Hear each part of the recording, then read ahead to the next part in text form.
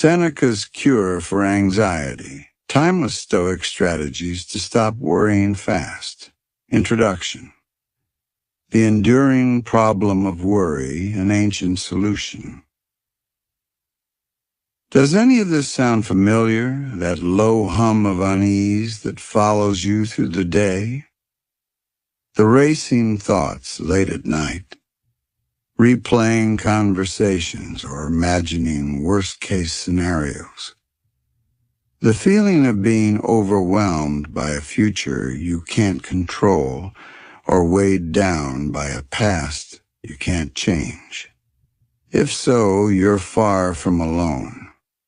Anxiety in its many forms feels like a defining feature of modern life, a constant companion whispering doubts and fears. We chase solutions in endless productivity hacks, mindfulness apps, and self-help trends, yet often find only temporary relief. But what if the most effective cure for this distinctly modern ailment wasn't modern at all? What if the key to lasting tranquility was forged nearly 2,000 years ago amidst the chaos, intrigue, and uncertainty of the Roman Empire? Enter Lucius Annius Seneca, often known as Seneca the Younger. He was a statesman, a playwright, one of the wealthiest men in Rome, and tutor to the infamous Emperor Nero. His life was anything but calm. He navigated treacherous political waters, faced exile, amassed and was criticized for immense wealth, and ultimately met a violent end ordered by his former student.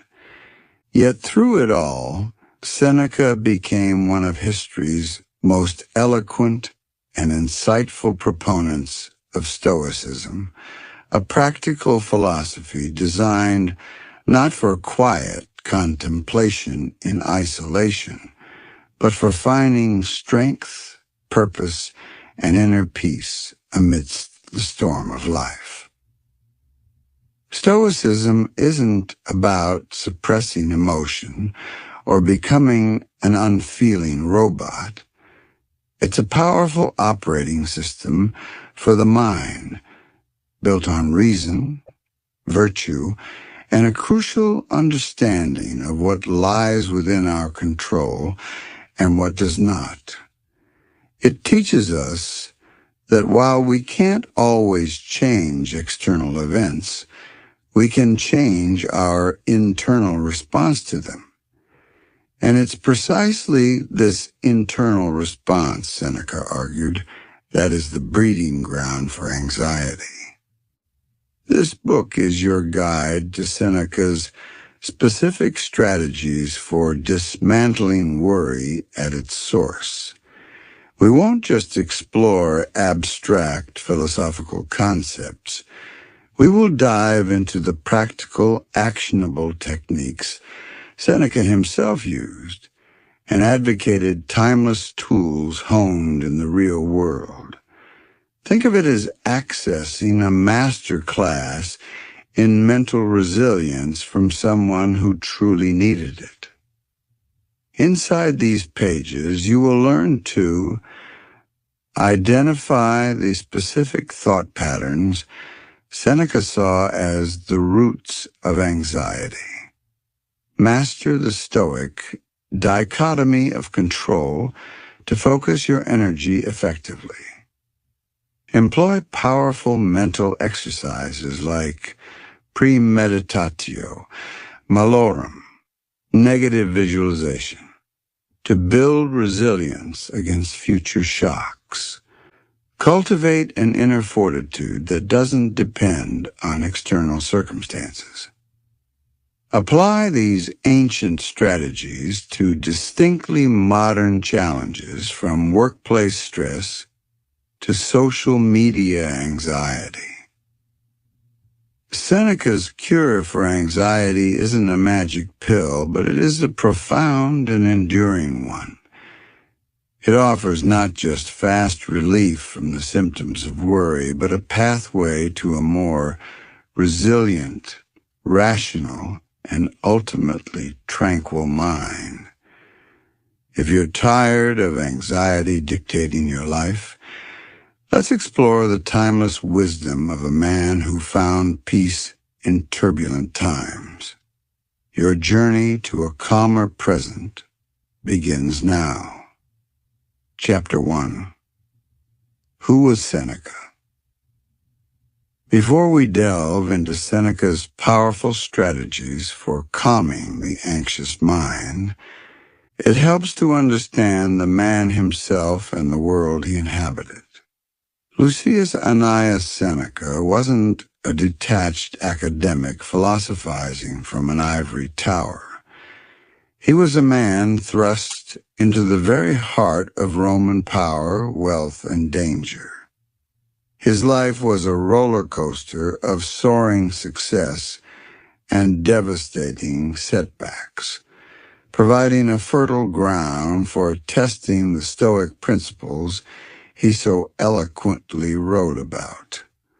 Understanding his journey illuminates why his advice on managing fear, desire, and uncertainty carries such weight. It was advice forged, tested, and lived in the crucible of extreme circumstances. From the provinces to the palace, Seneca was born around 4 BCE in Córdoba, modern-day Córdoba, Spain, a thriving Roman colony. Though provincial by birth, his family was wealthy and well-connected. His father, Seneca the Elder, was a famous rhetorician, and his mother, Helvia, was known for her intellect and character.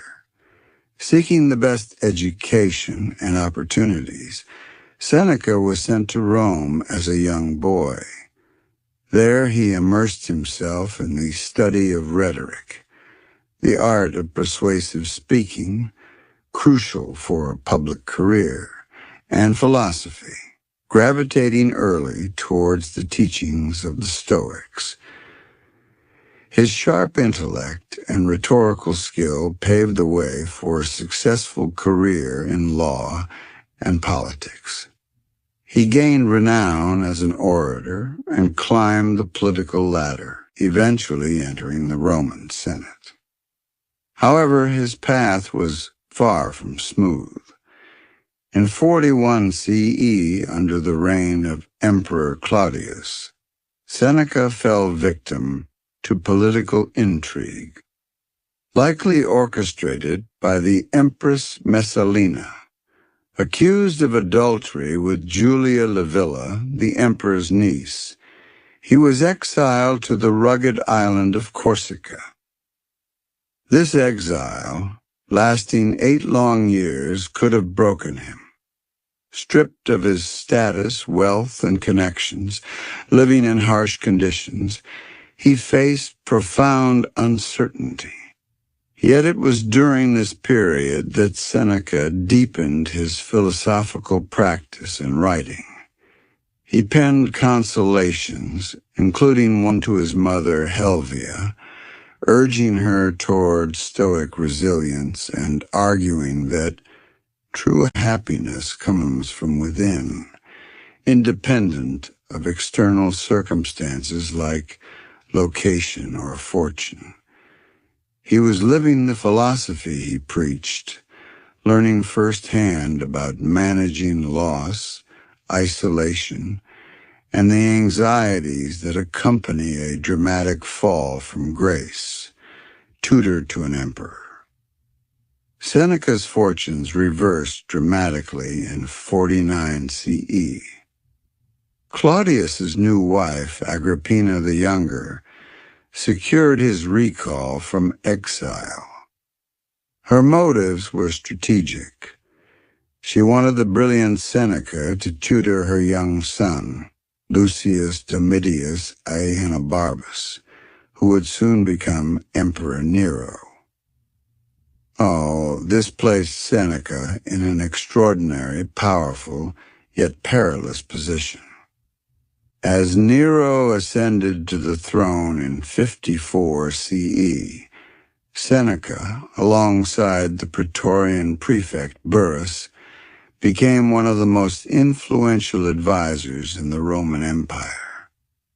The first 5 years of Nero's reign, often called the Quinquennium Neronis, were generally regarded as a period of relatively stable and just governance, largely attributed to Seneca's and Burrus's moderating influence. During this time, Seneca amassed enormous wealth, becoming one of the richest men in the empire, a fact that drew criticism and accusations of hypocrisy from those who questioned how a Stoic, preaching indifference to externals, could live so lavishly. Seneca defended himself by arguing that wealth was a preferred indifferent, acceptable to have and use wisely, but not essential for virtue or happiness, and something a Stoic must be prepared to lose without distress. Navigating the storm. Working closely with the increasingly erratic and tyrannical Nero was a constant tightrope walk. Seneca witnessed firsthand the paranoia, cruelty, and caprice of absolute power. He had to navigate deadly court politics, manage the emperor's volatile temperament, and compromise his principles at times, simply to survive and maintain some semblance of positive influence. Imagine the daily anxiety of advising a ruler who could order your death on a whim, who murdered his own mother, Agrippina, and stepbrother, Britannicus. This wasn't abstract, philosophical debate. It was life and death reality. As Nero's reign descended further into tyranny, Seneca's influence waned. Burrus died in 62 CE, perhaps poisoned, leaving Seneca exposed. He attempted to retire from public life, offering Nero his vast fortune. But the emperor was suspicious. Seneca retreated to his estates, focusing intensely on his philosophical writing, producing many of the letters and essays that form the core of his surviving work, filled with practical advice on ethics, resilience, and achieving tranquility. His retirement offered only a temporary reprieve. In 65 CE, Seneca was implicated, likely falsely, in the Pisonian conspiracy to assassinate Nero. The emperor, seizing the opportunity to eliminate his former tutor, ordered Seneca to commit suicide. Facing death, Seneca remained composed, embracing the Stoic ideal of accepting fate with courage and rationality. He opened his veins, discoursing with his friends and wife, Pompeia Paulina, who attempted to die with him but was saved on Nero's orders, until the end. Why Seneca matters for your anxiety. Seneca's life story is crucial because it demonstrates that Stoicism, as he practiced and taught it, is not a philosophy for avoiding life's difficulties, but for navigating them with strength and grace. He experienced extreme uncertainty. From exile to the whims of a tyrant, his life was unpredictable. Loss and grief, exile, the deaths of loved ones, the loss of influence. Fear, the constant threat of political maneuvering and imperial displeasure. Temptation, the lure of immense wealth and power. Public scrutiny, constant judgment, and criticism. He wrote about anxiety, fear, anger, and grief not as abstract concepts, but as lived realities he constantly worked to manage using his Stoic toolkit. He understood the pull of external validation, the terror of potential loss, and the mental exhaustion of worrying about uncontrollable events because he lived them at the highest possible stakes. Therefore, when Seneca offers strategies to combat worry, his words carry the authority of experience. He wasn't just theorizing about tranquility, he was actively seeking and cultivating it amidst chaos. His life serves as both an inspiration and a testament to the idea that, even in the most trying circumstances, the principles of Stoicism offer a viable path to inner peace. Let's now explore the specific ways he diagnosed the nature of our worries. Chapter 2. Stoicism 101. The Foundations of Inner Peace. Before we can fully appreciate Seneca's specific remedies for anxiety, we need to understand the philosophical system he operated within. Stoicism. Far from being a dry academic pursuit, Stoicism was designed as a practical guide to living well a compass for navigating the complexities and challenges of life to achieve a state of lasting well-being the Stoics called eudaimonia.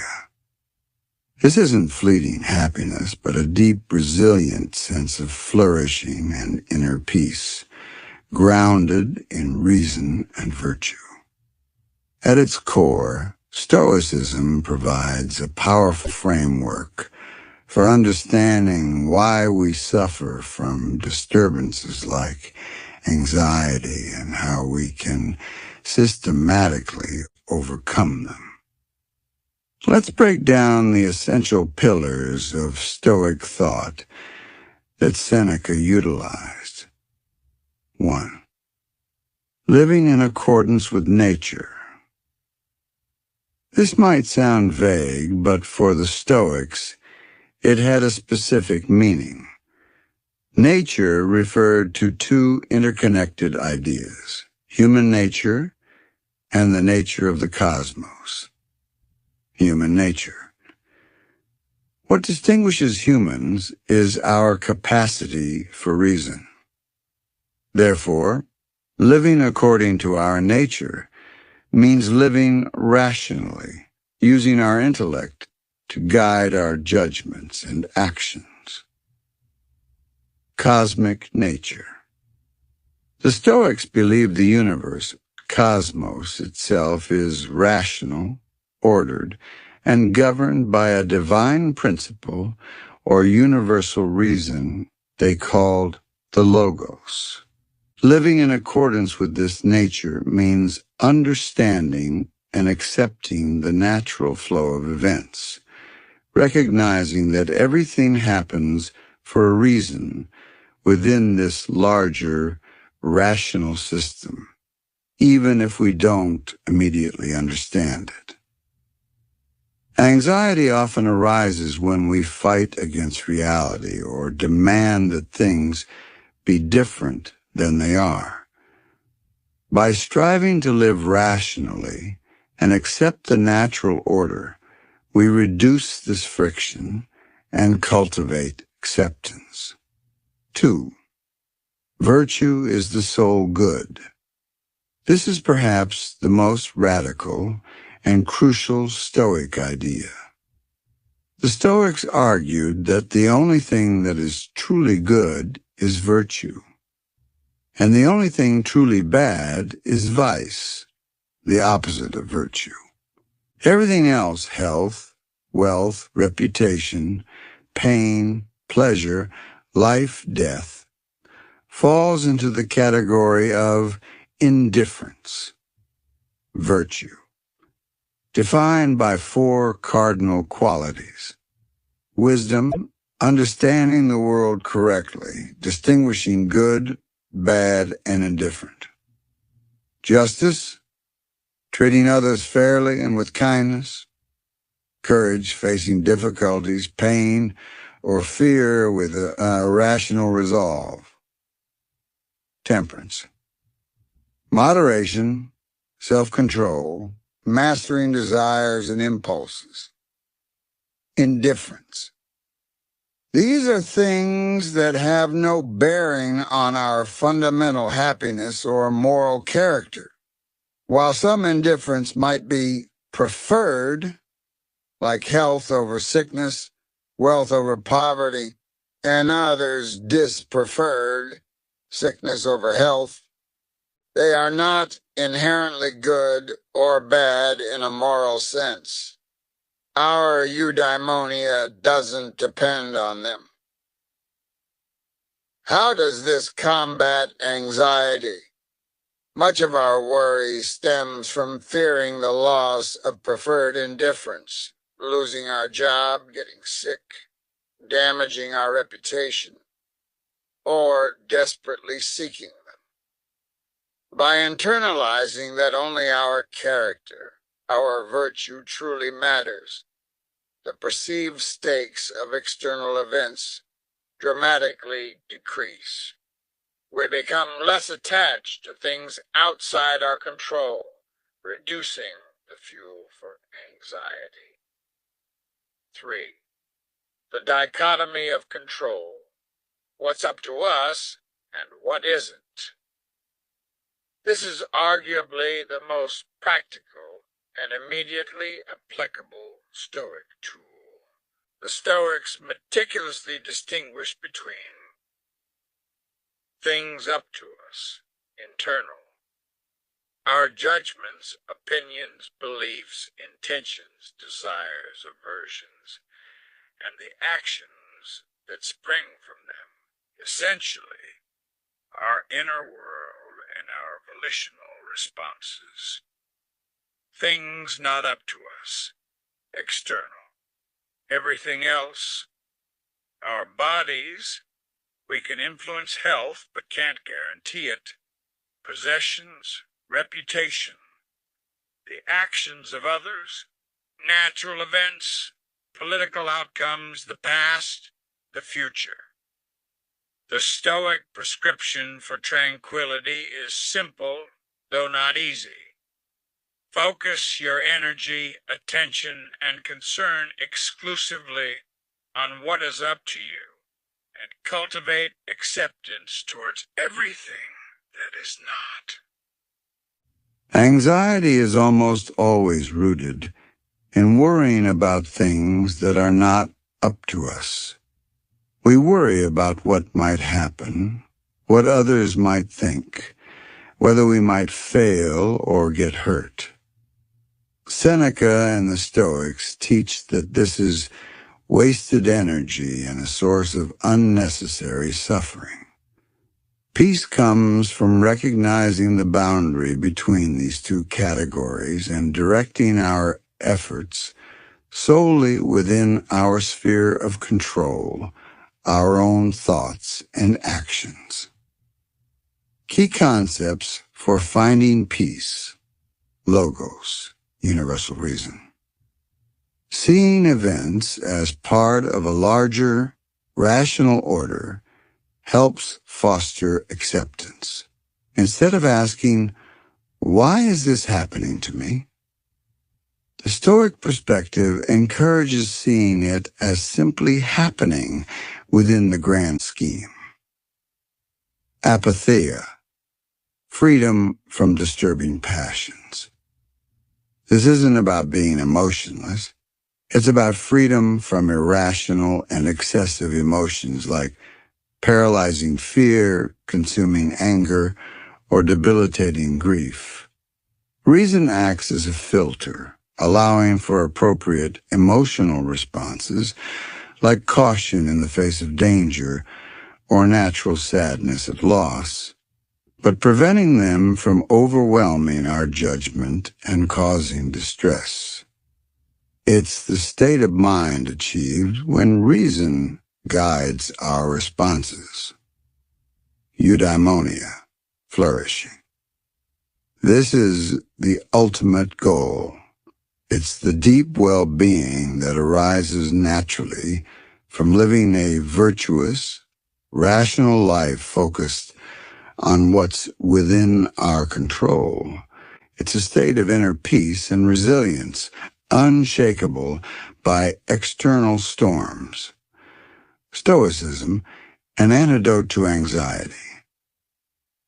In essence, Stoicism provides a direct counter-narrative to the anxious mind. It shifts the source of value inward, virtue, clarifies where our power truly lies, our responses, and encourages acceptance of the external world as it is. By understanding these foundational principles, we can now turn to Seneca's specific diagnosis of why we worry, seeing how our anxieties often stem from forgetting these core Stoic truths. Chapter 3. The Tyranny of Opinion. Worrying about what others think. Having grasped the foundational principles of Stoicism, in the previous chapter, the focus on virtue, reason, and the crucial distinction between what we can and cannot control, we can now begin to dissect the specific ways we generate anxiety, according to Seneca, one of the most pervasive and potent sources. Our relentless concern with what other people think of us. Consider how much mental energy we expend on this. Will they like my presentation? Did I say the wrong thing at dinner? Do they think I'm successful/smart/attractive enough? Are people judging my choices, my appearance, my lifestyle? This constant monitoring and seeking of external approval, Seneca would argue, is a direct path to anxiety and a fundamental misunderstanding of where true value lies. Living for the eyes of others. Seneca observed this human tendency keenly. He saw people constantly adjusting their behavior, masking their true selves, and making decisions based not on rational principles or inner conviction, but on the anticipated judgment of the crowd.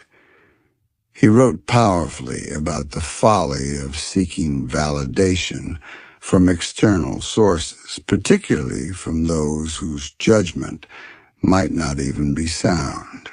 As he put it in one of his letters, no man has ever become wise by chance.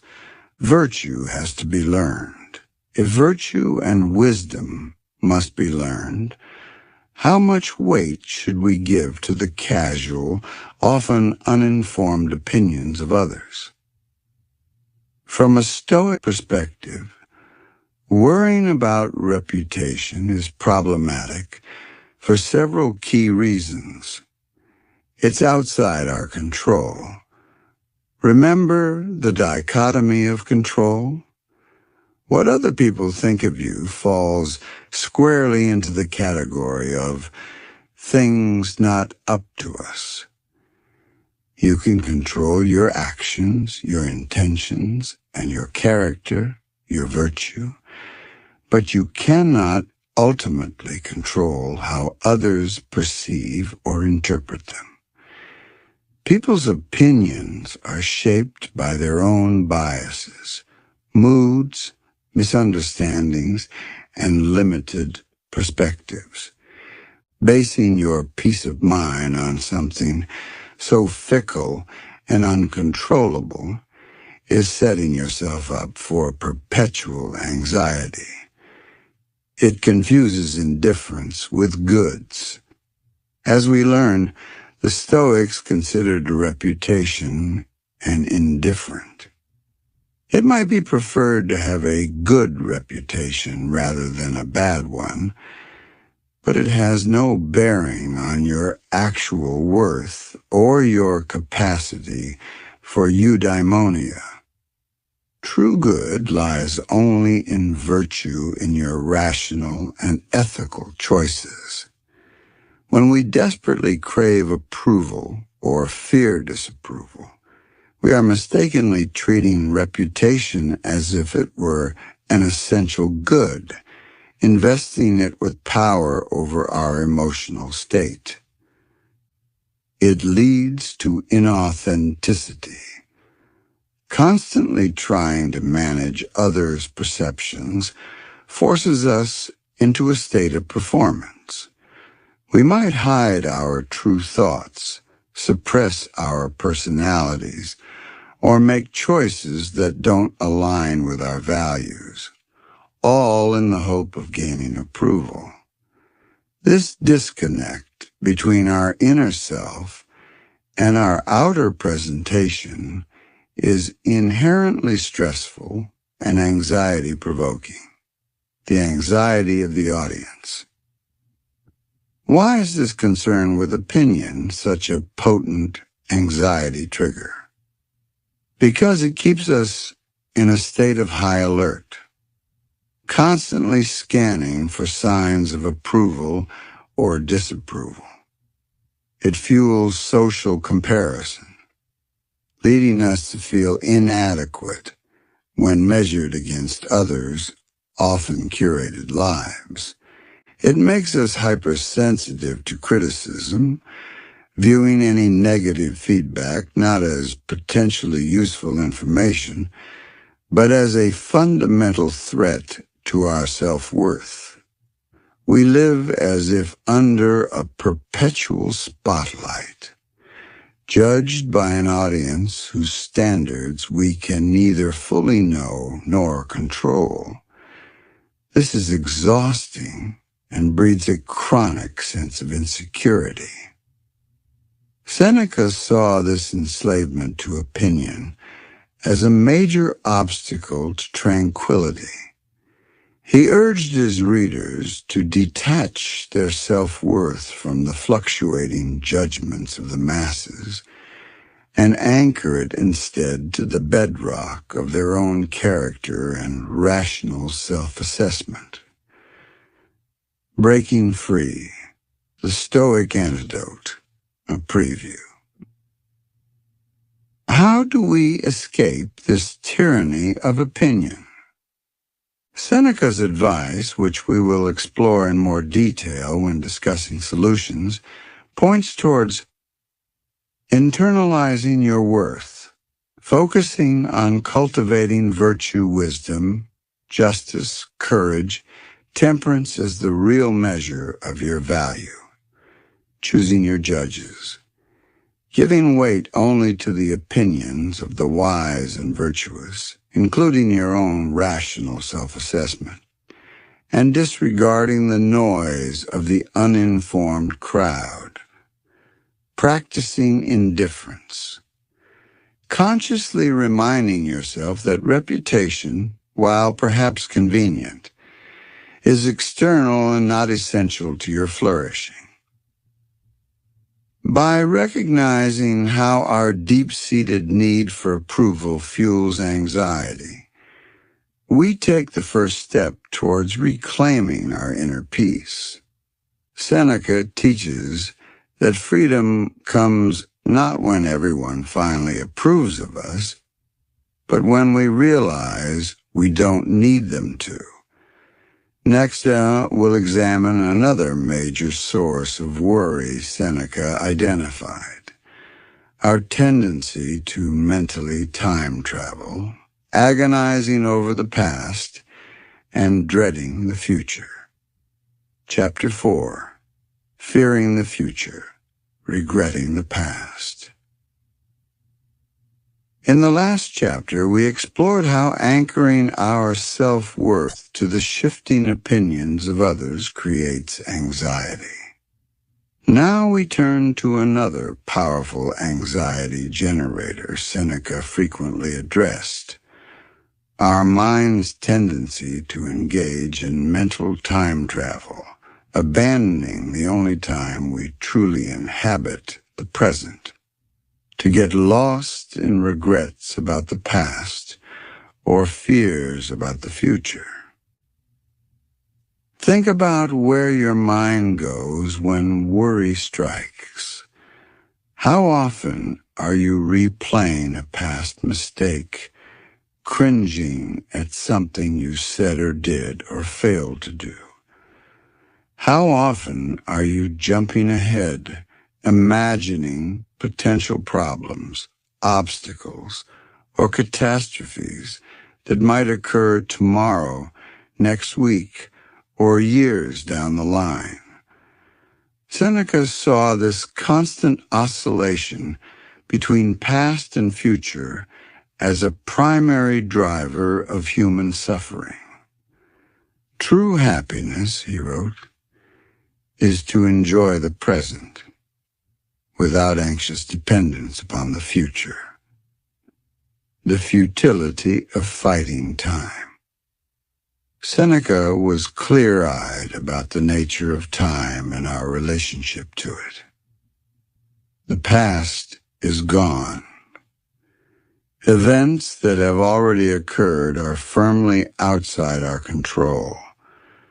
While we can learn from past mistakes, which falls under using our reason, something within our control, agonizing over them, wishing they were different, or letting guilt consume us is futile. It's like wrestling with shadows. Seneca encouraged acceptance of what has happened as part of the rational order of the universe, logos, even if it was painful. Worrying about the unchangeable past only drains energy from the present. The future is uncertain and often feared excessively. Seneca famously observed that we often suffer more in imagination than in reality. Our minds conjure up vivid scenarios of potential future misfortunes, job loss, illness, rejection, failure. We experience the emotional distress of these imagined events as if they were actually happening. Yet many of these feared outcomes never materialize, or if they do, we often find we have the resources to cope. By projecting our fears onto an unknown future, we inflict present-day suffering for things that may never occur. This mental departure from the now means we neglect the only point in time where we have any agency. As Seneca might put it, we are anxious about what is no longer or what is not yet, and in doing so, we fail to live when we actually can. The Stoic anchor. The present moment.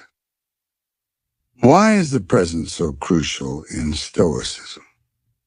Because it's the only domain where the dichotomy of control truly applies in real time. You cannot change past actions, but you can choose your present judgment about them. For example, choosing to learn instead of ruminating. You cannot dictate future events, but you can choose your present actions and preparations based on reason and virtue. You can control your assent to impressions right now. You can choose a rational response to events as they unfold. The present is the point of action, the place where virtue is exercised, and the only time we can apply reason to our experiences. By constantly diverting our attention elsewhere, we relinquish our power to navigate life effectively and peacefully now. While Stoicism isn't identical to modern mindfulness, there's a strong resonance in this emphasis on present moment awareness as the locus of control and tranquility. How time travel fuels anxiety. The connection between dwelling on the past, fearing the future, and anxiety is direct and potent. Past focus leads to feelings of regret, guilt, shame, resentment, and helplessness. We get stuck in loops of if only, preventing us from moving forward. Future focus generates what-if anxieties, catastrophic thinking, feelings of being overwhelmed by uncertainty, and a sense of impending doom. It paralyzes us from taking constructive action in the present. Both modes rob us of peace by focusing on things we cannot control, what has already happened or what might happen, instead of the one thing we can. Our response in the here and now. Finding your footing in the now. A preview. Seneca's remedies for this form of anxiety, which we'll explore fully later, involve techniques designed to pull our awareness back to the present and apply reason to our temporal worries. Acceptance of the past. Cultivating a mindset that acknowledges what has happened without judgment or resistance. Rational analysis of the future. Distinguishing between realistic possibilities and exaggerated fears, and focusing on present preparation rather than future dread. Practicing presence. Techniques akin to mindfulness, focusing attention on immediate tasks and experiences. Negative visualization, premeditatio malorum. Paradoxically, contemplating potential future difficulties in a controlled, rational way can reduce future anxiety by preparing the mind. More on this later. By understanding how our mental excursions into past and future create anxiety, we can begin to appreciate Seneca's insistence on the power and peace found in embracing the present moment. Next, we'll look at how our desires and attachments become yet another source of worry. Chapter 5. The Trap of Desire. Wanting what we don't have, or fearing loss. We've seen how worrying about others' opinions and getting lost in the past or future can disrupt our peace. Seneca identified another major source of anxiety deeply ingrained in the human condition. The restless engine of desire and its close companion, the fear of loss.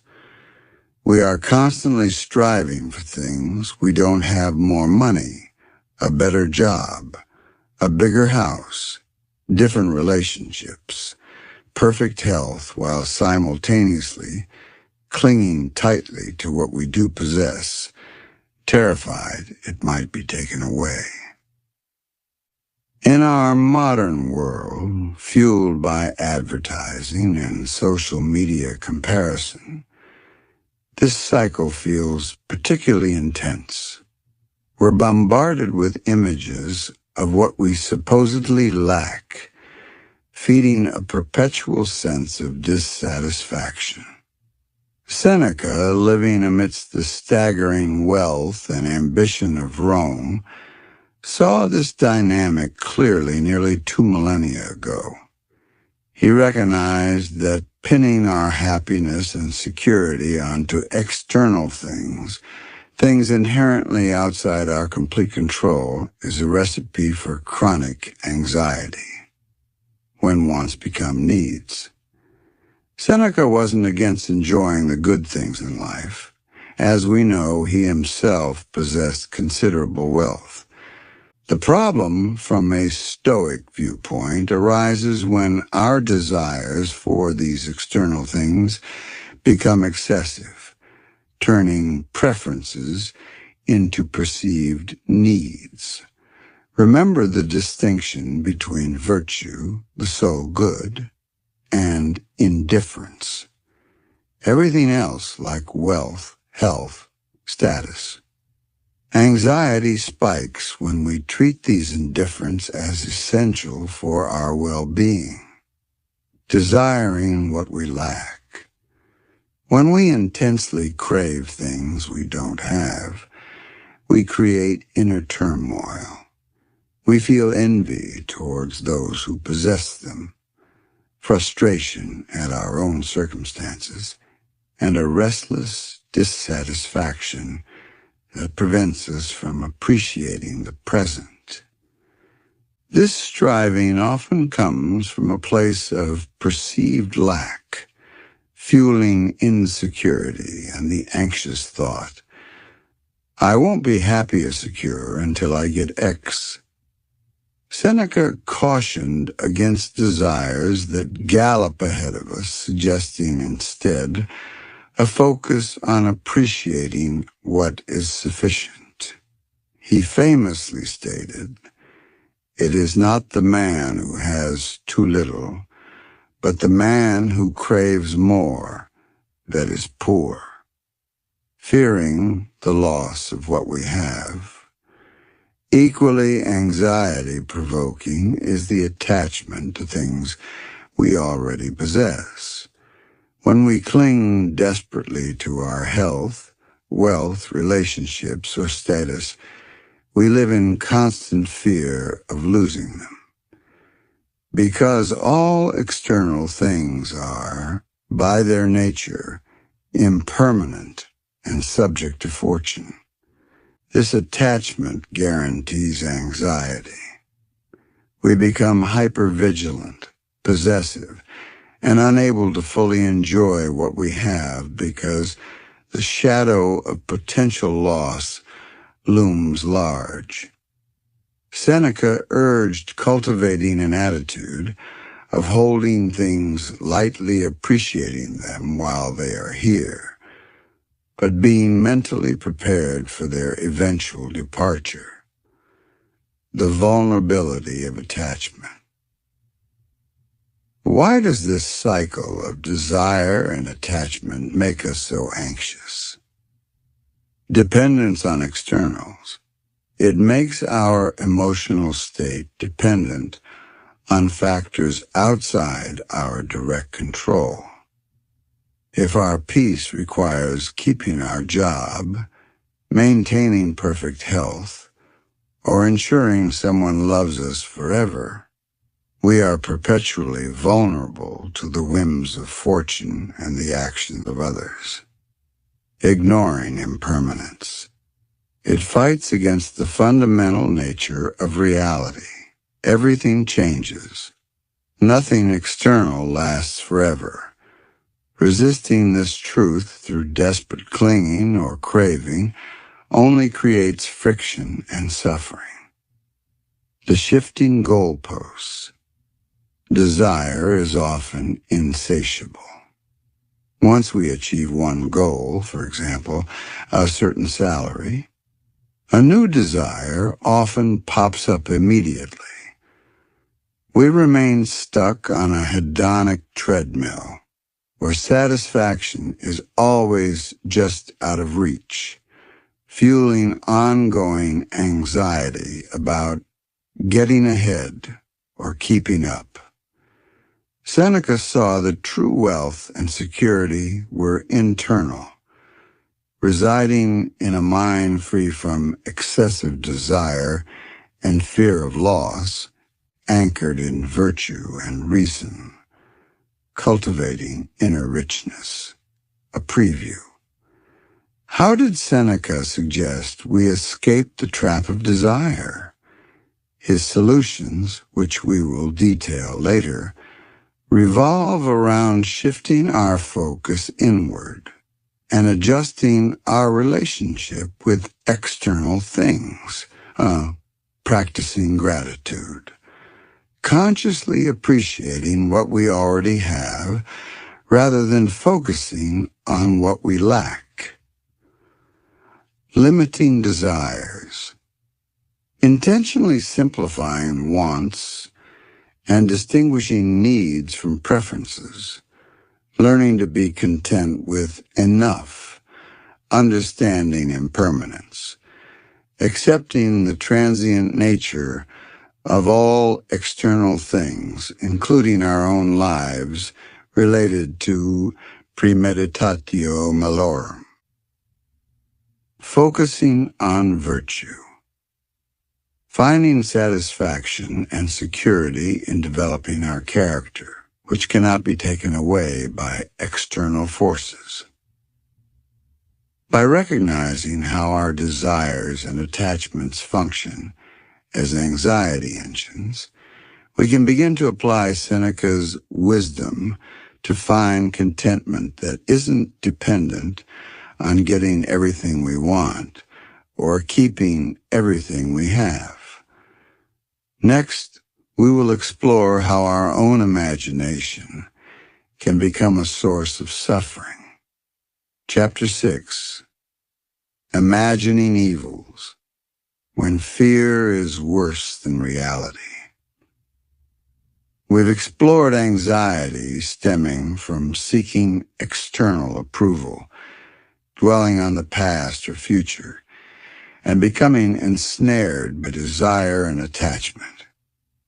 Now we arrive at perhaps the most insidious source of worry Seneca identified: our own powerful imagination.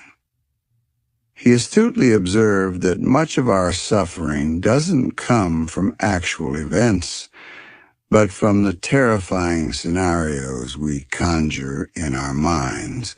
As he famously wrote in one of his letters, we suffer more often in imagination than in reality. Think about the nature of worry. It rarely deals with concrete, present danger. Instead, it spins tales of potential disaster. What if I lose my job? What if I get sick? What if they reject me? What if the economy crashes? Our minds create vivid, detailed previews of negative outcomes, and our bodies react as if these imagined threats were real, flooding us with the physical and emotional sensations of anxiety, the racing heart, the tense muscles, the feeling of dread. The mind as a horror movie director. Seneca saw that humans have a unique capacity to anticipate trouble, sometimes far too well. We don't just react to immediate threats. We project ourselves into hypothetical futures and pre-experience the pain, embarrassment, or loss associated with them. Anticipating trouble. We often borrow trouble, as the saying goes, worrying about things that haven't happened and may never happen. Seneca noted how foolish it is to be unhappy now just because you might be unhappy later. There is nothing so wretched or foolish, he argued, as to anticipate misfortunes, exaggerating threats. Our imagination often acts like a magnifying glass for potential problems. A small possibility gets blown up into a near certainty, and a manageable difficulty morphs into an insurmountable catastrophe.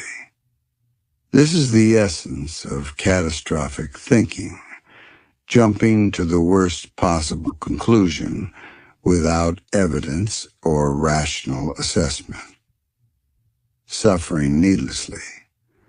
The result is that we endure the emotional pain of countless tragedies that only ever occur in our heads. We suffer the anxiety of job loss multiple times before any real threat emerges, or feel the sting of rejection long before asking someone out. Our imaginative capacity, meant to help us plan and prepare, becomes a torture chamber when undisciplined by reason. When imagination overrides reason, this tendency to suffer in imagination often occurs when we allow our fears and anxieties to bypass our rational faculty. Instead of examining a potential threat, calmly assessing its actual likelihood, considering our resources to cope, distinguishing between possibility and probability, we react with immediate emotional dread. The feeling of fear convinces us the threat is real and imminent, even when a rational look would show it's unlikely or manageable. Seneca believed that reason was the antidote to these imagined evils. By subjecting our fears to logical scrutiny, we could often dismantle them or reduce them to their proper size. The anxiety of imagined worlds. This unchecked imagination is a direct pipeline to anxiety because it creates constant threat. If your mind is always generating potential negative scenarios, you live in a perpetual state of perceived danger, keeping your nervous system on high alert. It undermines present peace. It's impossible to feel calm and content in the present moment if your mind is constantly simulating future disasters. It drains mental energy. Worrying about imagined evils consumes vast amounts of cognitive resources, leaving you feeling exhausted and less capable of dealing with actual challenges. Taming the imagination, a preview. Seneca didn't suggest we stop thinking about the future altogether. Instead, he advocated for using our foresight rationally and constructively. The Stoic toolkit, which we will begin unpacking in the next section, offers specific methods for dealing with imagined evils.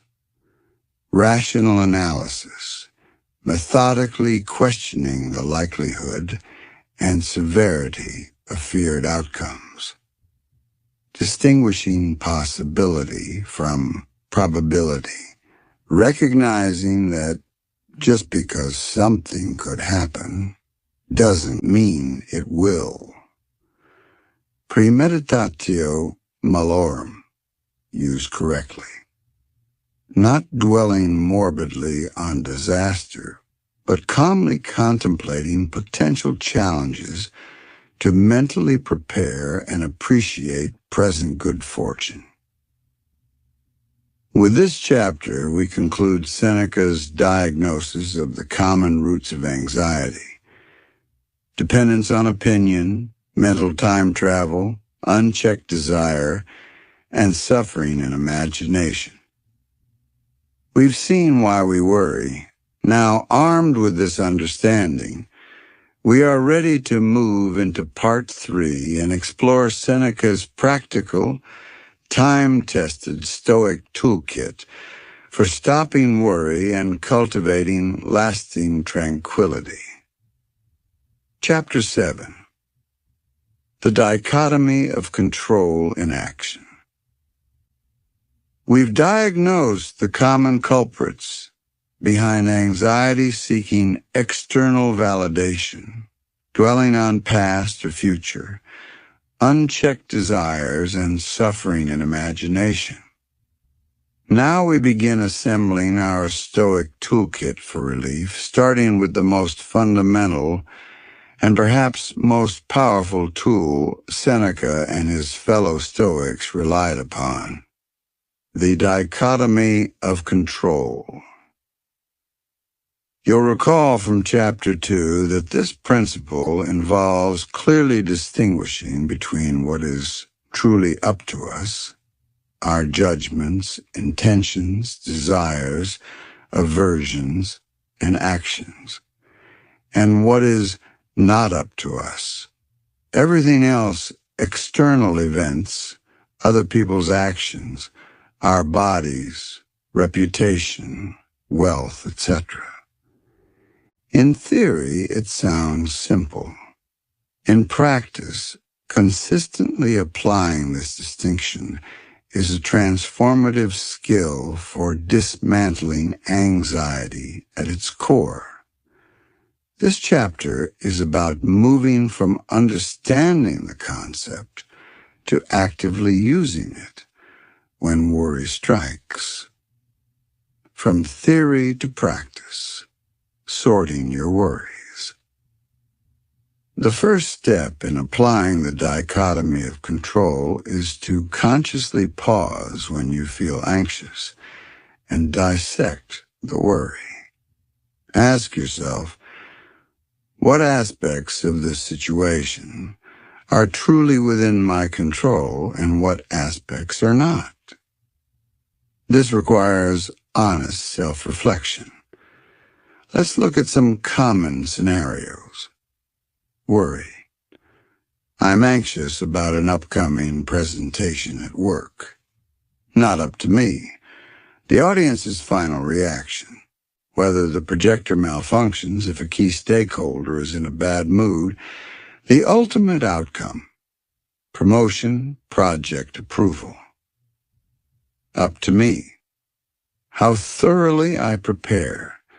Practicing my delivery, anticipating questions, managing my own thoughts and composure during the presentation, choosing to focus on delivering value rather than solely on gaining approval. Worry. I'm scared about potential health problems after seeing the doctor. Not up to me. The actual diagnosis, the progression of any illness, genetic predispositions, the availability of specific treatments, up to me. Seeking timely medical advice, following the prescribed treatment plan diligently, asking clarifying questions, maintaining a calm and rational mindset, focusing on healthy habits within my power, diet, exercise if appropriate, choosing how I respond emotionally to the situation. Worry. I'm frustrated and anxious being stuck in this traffic jam. Not up to me. The existence of the traffic jam, how other people are driving, when the traffic will clear. Up to me. My reaction to the delay, anger versus acceptance, choosing to listen to a podcast or audiobook, practicing breathing exercises, deciding not to tailgate the car in front, planning alternative routes for the future, if applicable. Redirecting your energy. Once you've sorted the elements of your worry, the next crucial step is to consciously withdraw your mental energy and concern from the "not up to me" column and focus it entirely on the "up to me" column. This is where the magic happens. Anxiety thrives on feelings of helplessness and uncertainty about things we can't control. By deliberately shifting your focus to your own judgments, actions, and responses, you reclaim your sense of agency. You move from passive worrying to active, constructive engagement with the part of the situation you can influence. The power of acceptance. Redirecting energy away from the uncontrollable requires active acceptance. This isn't about liking the situation or being passively resigned.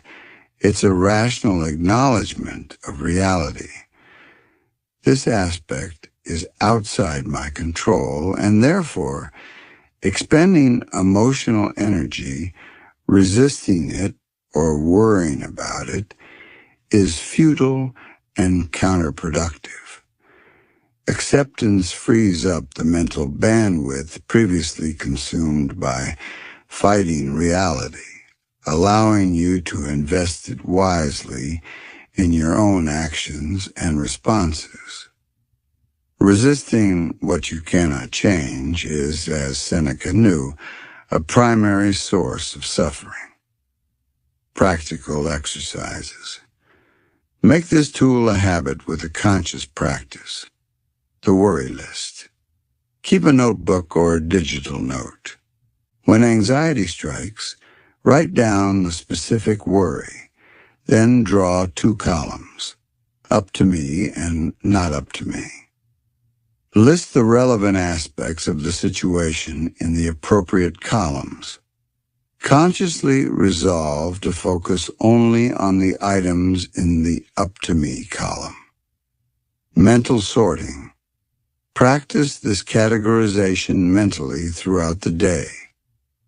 When you feel a pang of anxiety, pause and ask, what right now is within my sphere of control regarding the situation? Gently guide your focus there. Action-oriented reframing. Rephrase your worries to emphasize your controllable actions.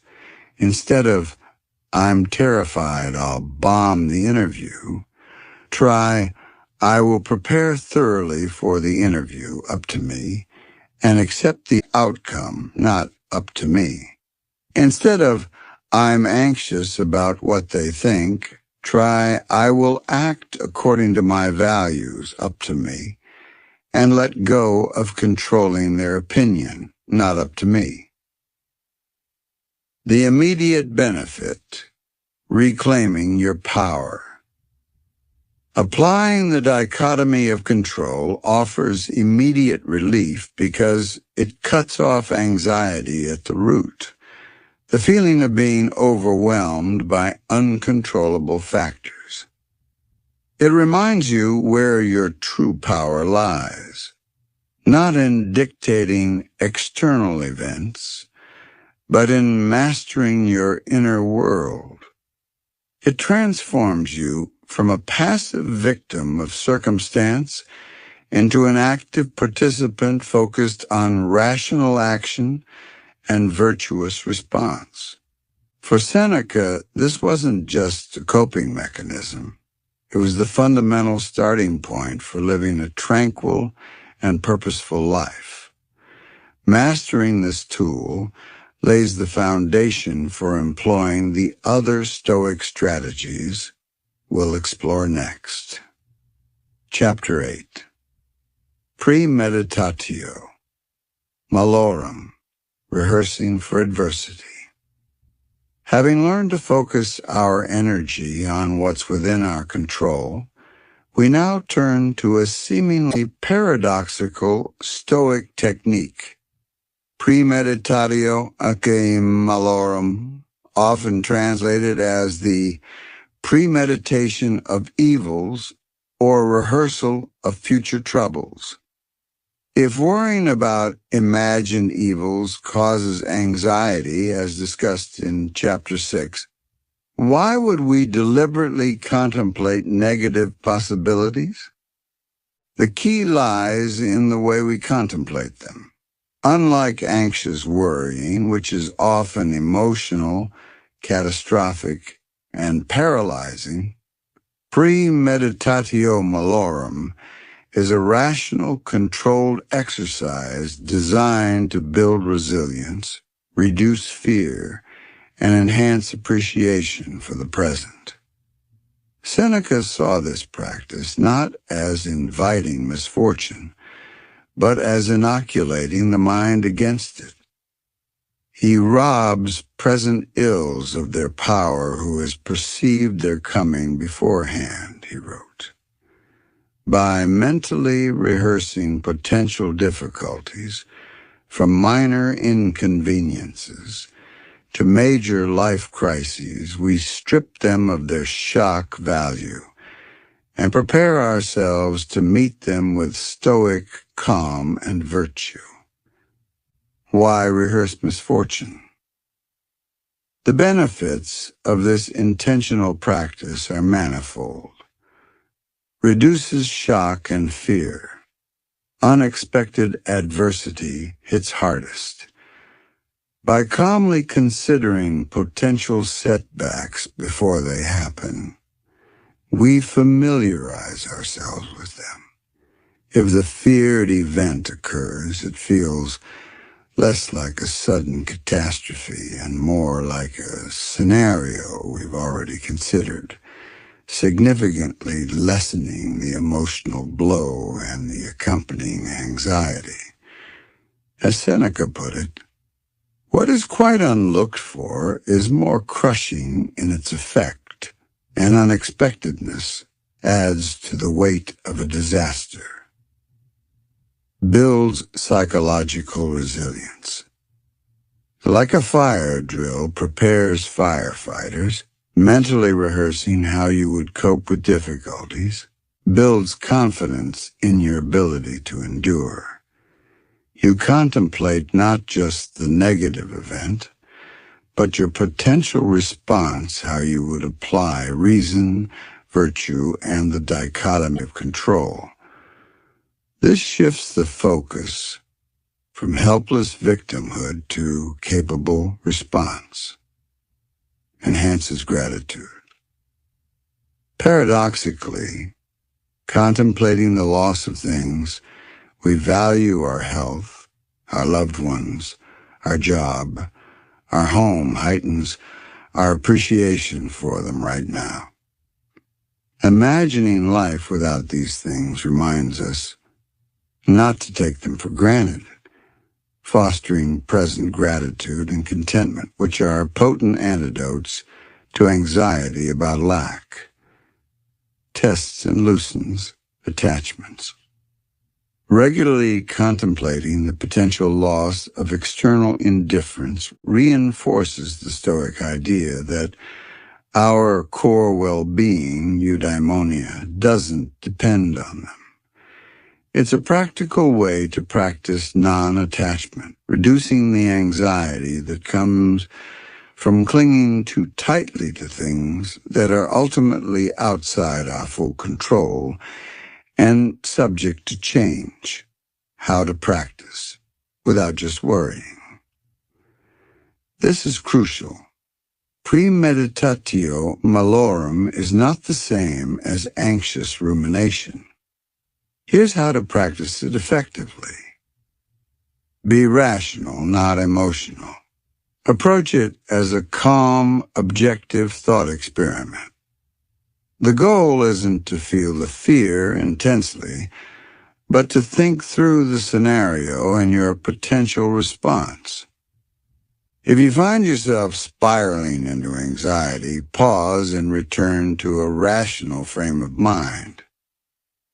Focus on your response. Don't just visualize the bad event.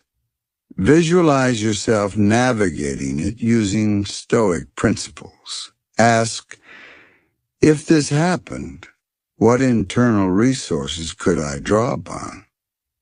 How could I act virtuously? What aspects would still be within my control? Make it deliberate and time-limited. This isn't meant to be a constant state of mind. Set aside a specific, short period for the exercise, perhaps a few minutes each morning or evening, or once a week. Then return your focus to the present. Vary the scale. Contemplate a range of difficulties. Include minor daily frustrations. For example, what if my commute is delayed? How will I respond calmly? As well as major life events. For example, if I faced a serious illness, how would I strive to maintain my character? Seneca himself contemplated exile, poverty, pain, and death. End with gratitude.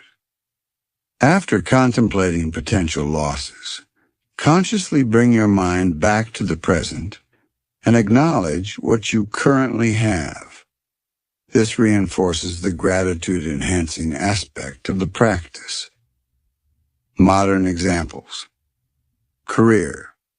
Briefly contemplate losing your job. What practical steps would you take first? Update resume network. How would you manage your finances? How would you maintain your self-worth separate from your job title? Relationships. Consider a disagreement with a loved one. How could you respond with patience and understanding, even if they are being difficult? Health. Imagine receiving difficult health news. How would you focus on what you can control, following medical advice, maintaining a positive attitude, rather than despairing? Possessions. Think about losing a valued possession. Remind yourself that it's an external indifferent and your core well-being remains intact. The anxiety relief, Premeditatio malorum, practiced correctly, reduces anxiety by transforming vague, terrifying fears into concrete challenges you have mentally prepared for. It diminishes the fear of the unknown, boosts your perceived ability to cope, shifts focus from panic to preparation, and lessens the anxiety-inducing grip of attachment to externals. It's a mental training ground for the inevitable difficulties of life, helping you build the resilience Seneca believed was essential for tranquility. Chapter 9. Voluntary Discomfort, Building Resilience. In the previous chapter, we explored premeditatio malorum, the mental rehearsal of adversity. Now we take a step further into a related but distinct Stoic practice, intentionally embracing voluntary discomfort. This isn't about self-punishment. It's a strategic training method Seneca and other Stoics recommended for building mental toughness, reducing fear of hardship, and increasing appreciation for what we normally take for granted. While premeditatio malorum is a cognitive exercise, voluntary discomfort involves temporarily and deliberately experiencing mild forms of physical hardship or inconvenience. Seneca advised setting aside brief periods to practice poverty or live simply, asking oneself, is this the condition that I feared? By confronting minor discomforts head-on, we train our minds and bodies to endure, thereby lessening the anxiety associated with potential future deprivation. Why intentionally seek discomfort? This might seem counterintuitive in a world obsessed with comfort and convenience, but the Stoics saw profound benefits in this practice. Builds mental and emotional toughness. Just as lifting weights strengthens muscles, facing small, chosen hardships strengthens our psychological resilience. It teaches us that we can endure discomfort, making us less fragile and more capable of handling genuine adversity when it arises. Reduces fear of hardship. Much anxiety stems from fearing future poverty, loss, or physical suffering. By voluntarily experiencing simplified living or minor discomforts, we often realize they are far less terrible than our imagination painted them. This direct experience shrinks the fear and proves our capacity to cope, increases appreciation and gratitude.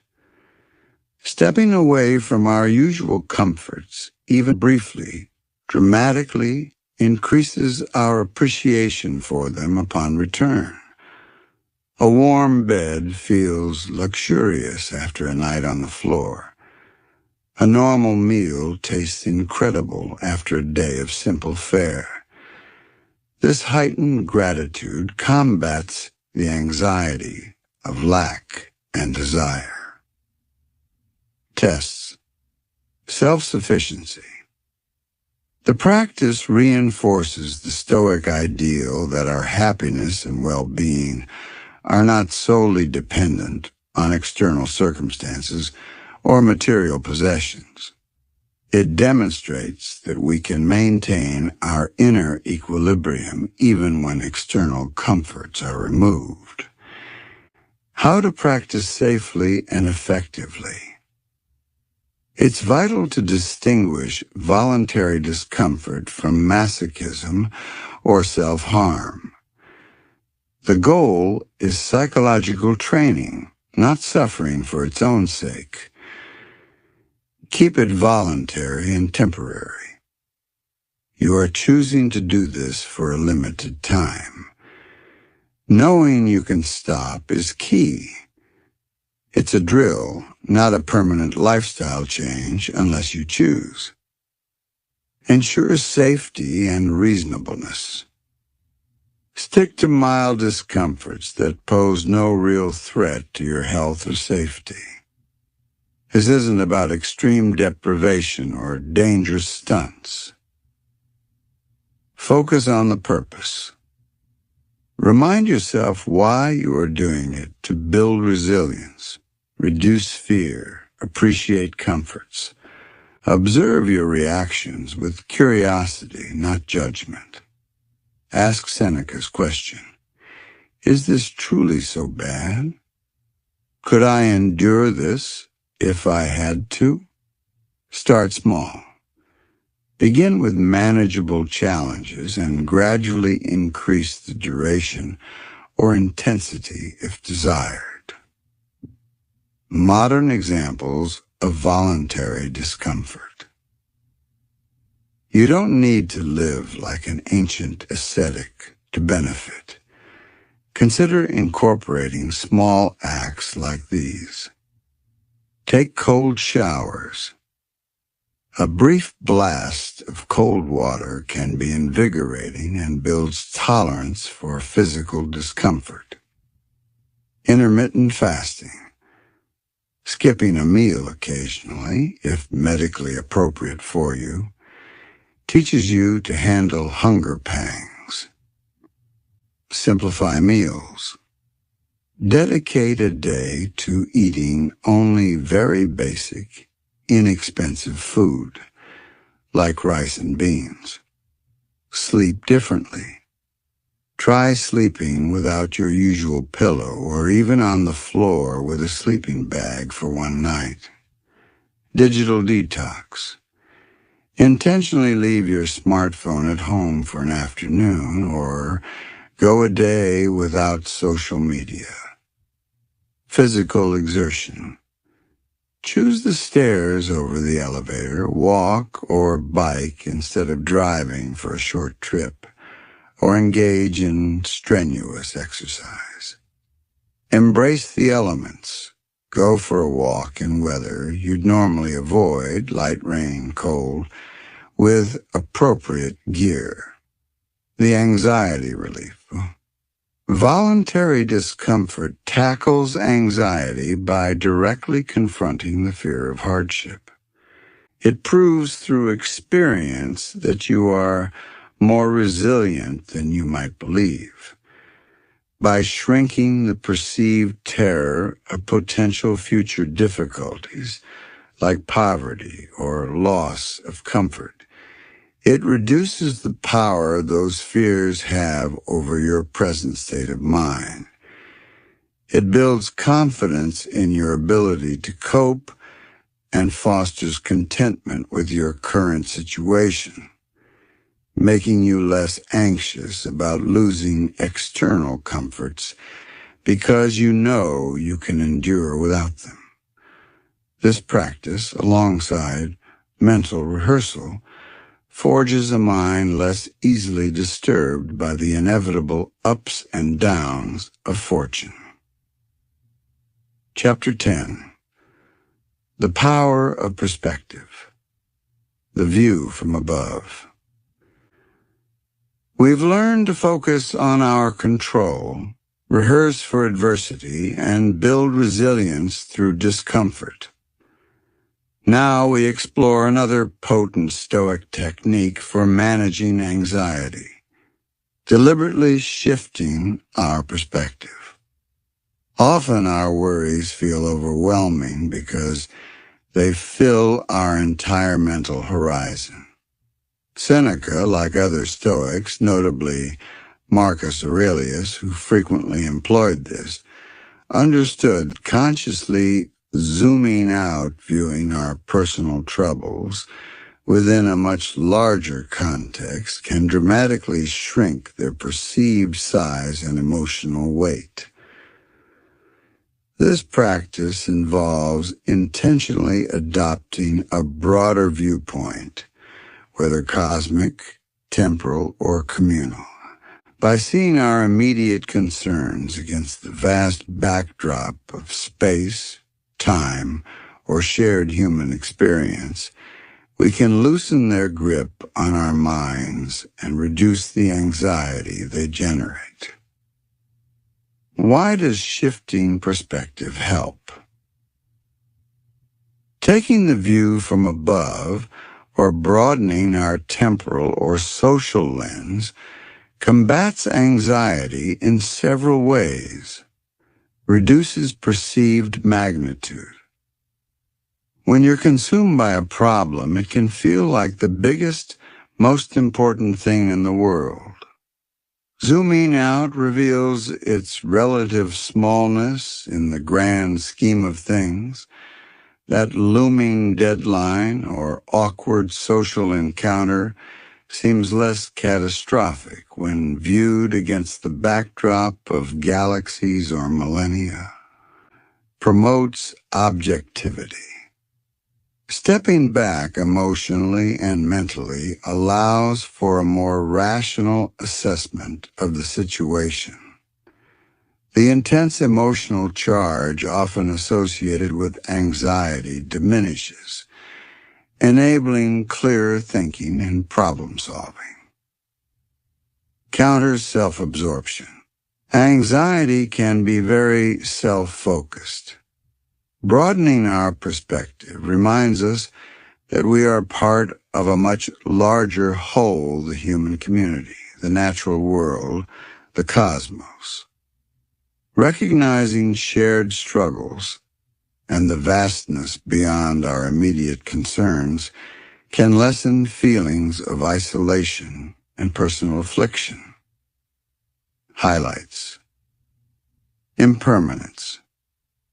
Viewing things across longer timelines underscores the transient nature of most problems.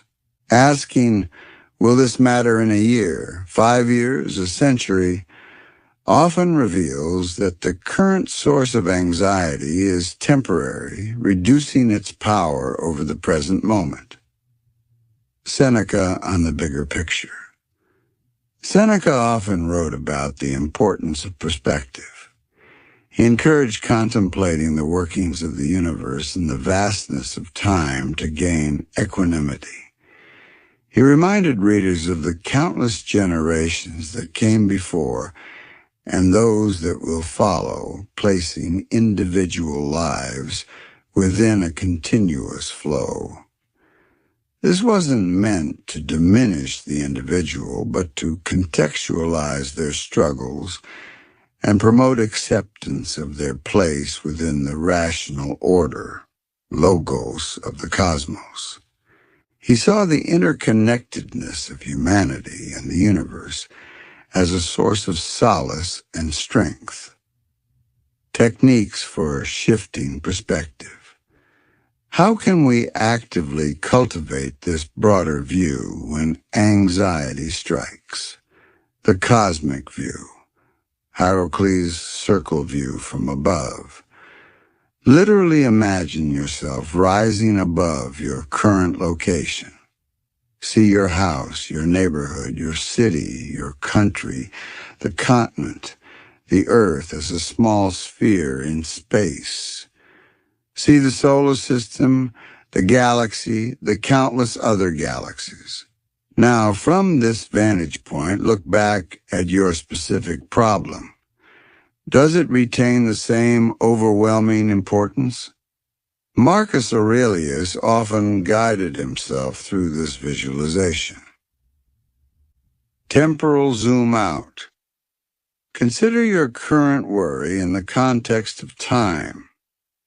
Think back to worries you had 1, 5, or 10 years ago. How significant do they seem now? Project forward.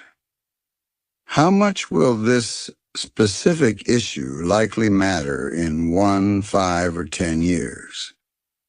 Consider the vast sweep of human history or even geological time.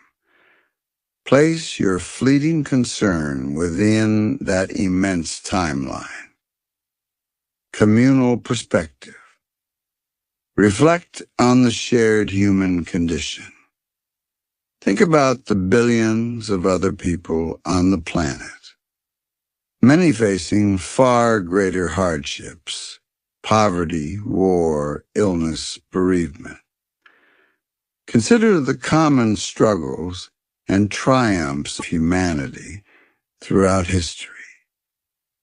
This isn't to invalidate your own feelings, but to see them as part of a universal experience, reducing feelings of being uniquely burdened or isolated. Modern applications.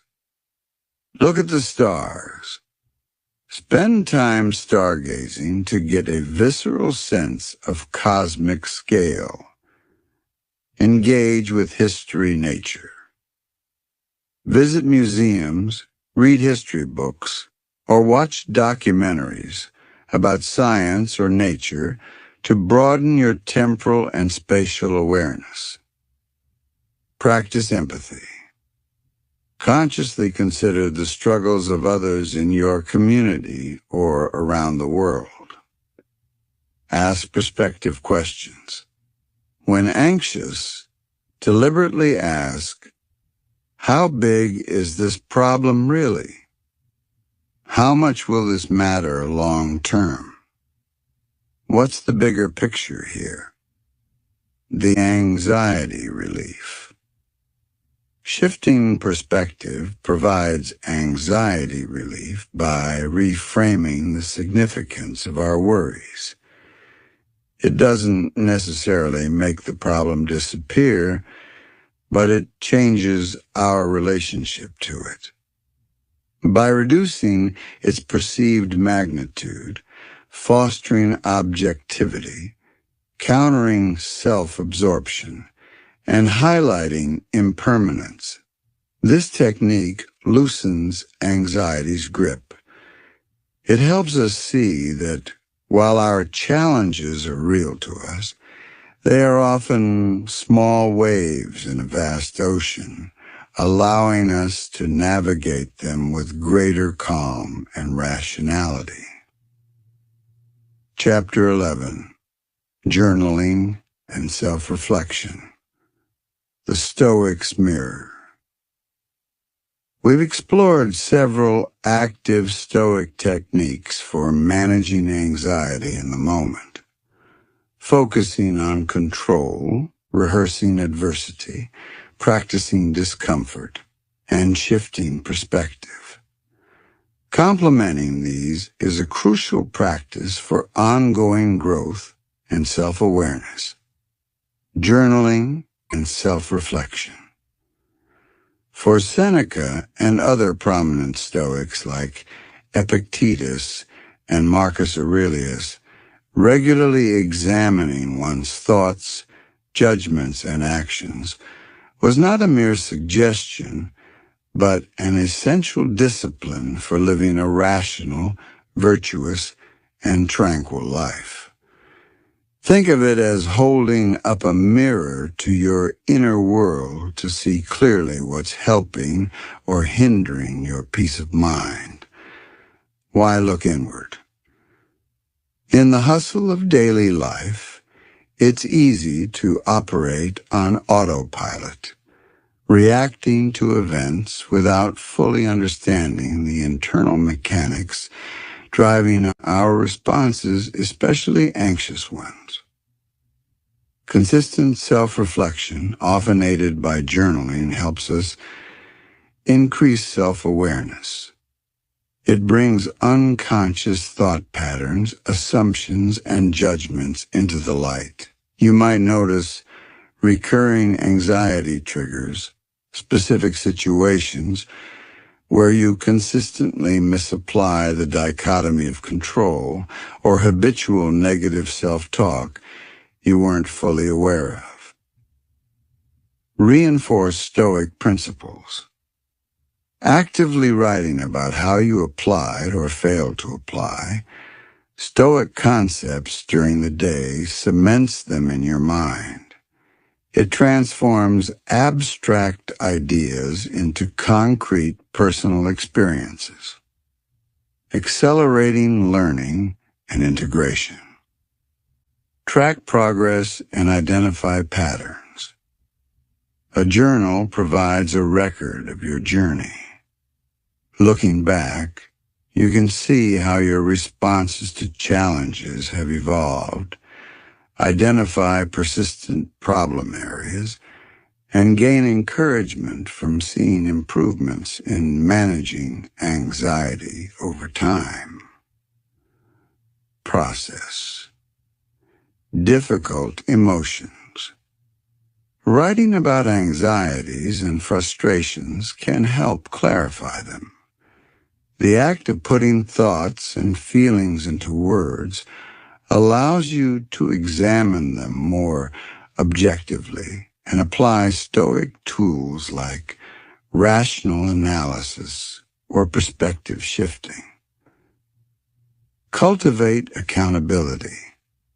Regularly reviewing your day against your chosen principles fosters honesty and encourages you to take responsibility for your inner life, your judgments and responses, which are, after all, the only things truly up to you. The Stoic Evening Review. A key practice recommended by Seneca and Epictetus is the evening review. Before sleep, they advised taking time to mentally, or in writing, go over the day's events, asking questions like, what went well today in terms of my thoughts and actions? Where did I fall short? What mistakes did I make in judgment? For example, did I get angry about something outside my control? Did I assent to an irrational fear?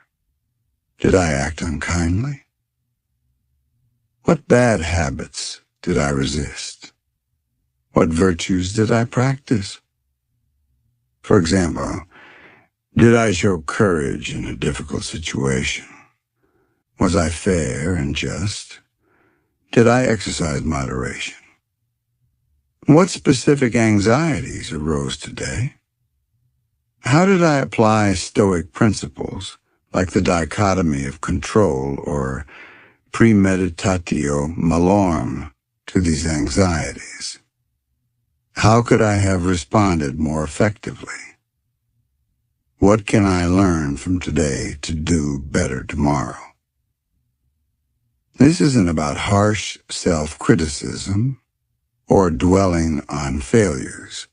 It's a calm, objective assessment aimed at learning and incremental improvement, becoming slightly wiser and more resilient each day. Marcus Aurelius's Meditations is essentially a remarkable example of this kind of personal philosophical reflection. How to practice. Consistency over quantity. Aim for regular reflection, even if it's just for 5 or 10 minutes. Daily is ideal, but even a few times a week is beneficial. Find your format. Use a physical notebook, a digital document, or a journaling app. Experiment with structured prompts, like the evening review questions, or more free-form writing about whatever anxieties or challenges are on your mind. Be honest. The journal is for your eyes only, unless you choose otherwise.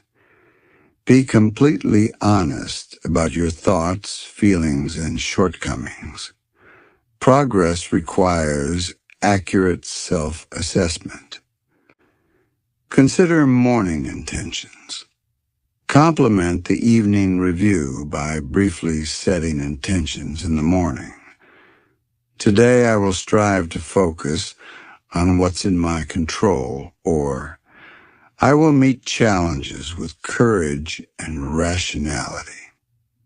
The anxiety, relief. Journaling and self-reflection directly combat anxiety by dragging hidden fears and irrational judgments into the open, where they can be examined and addressed with Stoic tools. It provides a structured way to untangle anxious thoughts, identify triggers, and consciously practice more rational and resilient responses.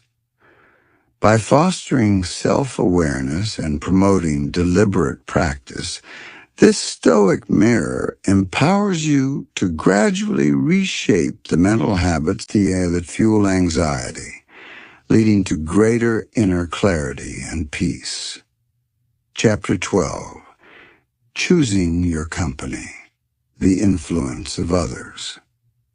We've explored numerous internal tools for managing anxiety, mastering our thoughts, judgments, and responses. However, Seneca and the Stoics also recognized that our external environment, particularly the people we spend time with, significantly influences our inner state. While others' actions are ultimately outside our direct control, choosing who we associate closely with is within our power. and it's a choice with profound implications for our tranquility and susceptibility to anxiety.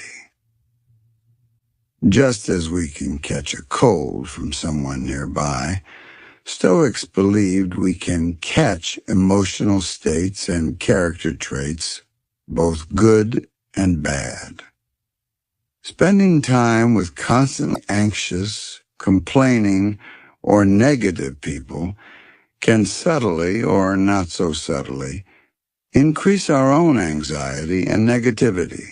Conversely, associating with calm, rational, and virtuous individuals can uplift us and reinforce our own efforts toward inner peace. Why your company matters. The influence of our social circle operates on several levels. Emotional contagion. Emotions can be surprisingly infectious. Think about how easily panic can spread in a crowd, or how spending time with a genuinely cheerful person can lift your spirits. Anxiety, gossip, anger, and cynicism are also contagious.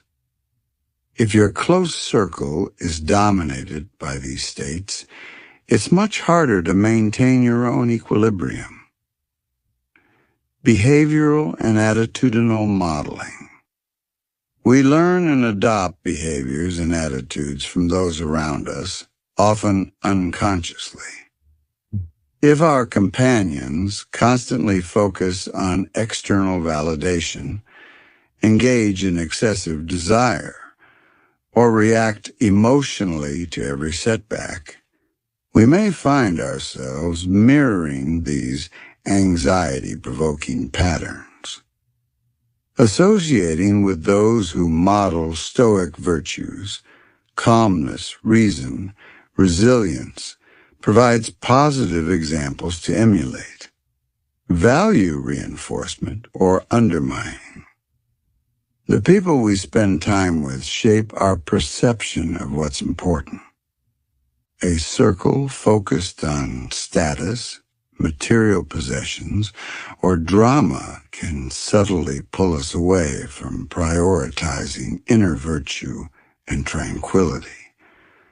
Conversely, friends and mentors who value wisdom, self-improvement, and rational discourse can support and strengthen our commitment to Stoic ideals. Seneca's warning about the crowd. Seneca was particularly wary of the negative influence of the crowd and indiscriminate socializing. He famously wrote, "Associate with those who will make a better man of you. Welcome those whom you yourself can improve. The process is mutual, for men learn while they teach." He cautioned against spending excessive time with people whose values are corrupted or whose emotional states are consistently disturbed, as their vices can easily rub off. Withdraw into yourself as far as you can, he advised, suggesting selectivity. Associate with people who are likely to improve you. This isn't about becoming an antisocial hermit or judging others harshly. It's about recognizing the powerful influence of our environment and making conscious choices about who we allow to shape our inner world, especially when seeking freedom from anxiety. How to curate your social environment. Applying this principle requires mindful attention. Audit your circle. Honestly reflect on your key relationships. Who consistently leaves you feeling drained, anxious, or negative? Who inspires you, challenges you constructively, or supports your efforts towards calm and reason. Set healthy boundaries. You don't necessarily need to cut people out entirely. Consider limiting exposure to particularly negative or anxiety-inducing individuals. This might mean shorter visits, steering conversations away from unproductive complaining or gossip, or choosing specific activities over others. Actively seek positive influences.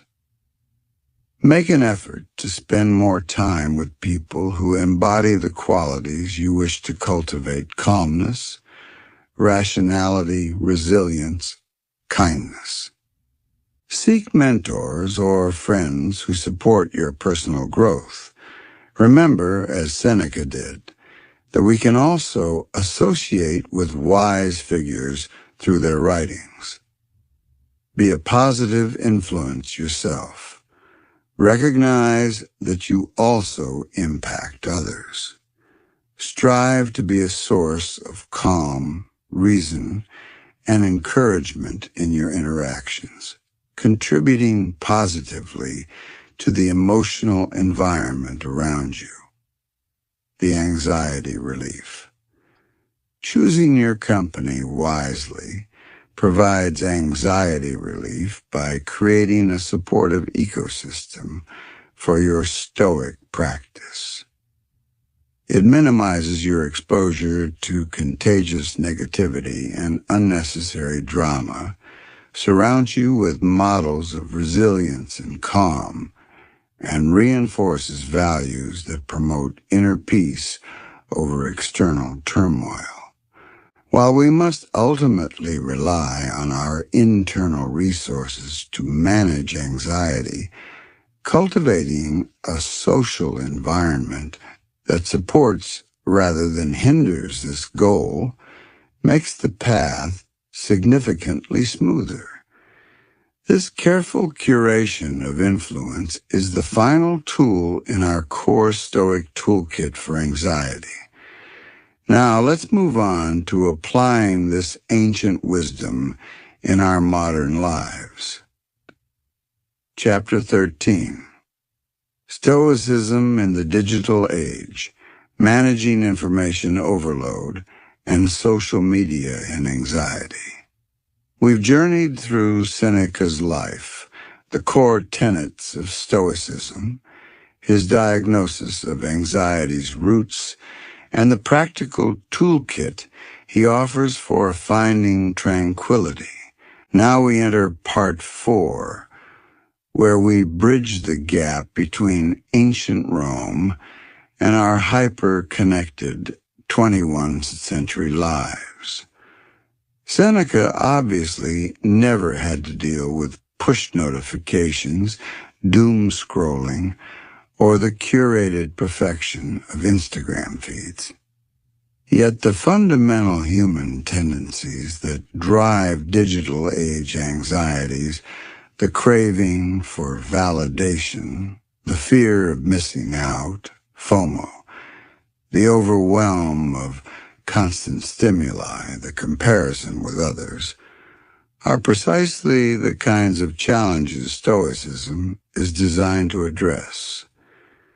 Seneca's wisdom proves remarkably relevant for navigating the unique pressures of our online world.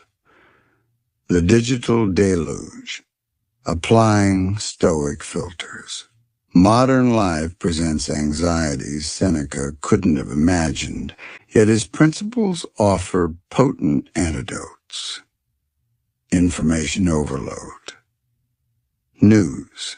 Anxiety. We're bombarded with a 24/7 news cycle, often filled with alarming headlines and endless commentary. This can easily trigger anxiety and a sense of helplessness.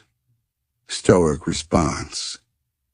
Apply the dichotomy of control. We cannot control world events or the media's output.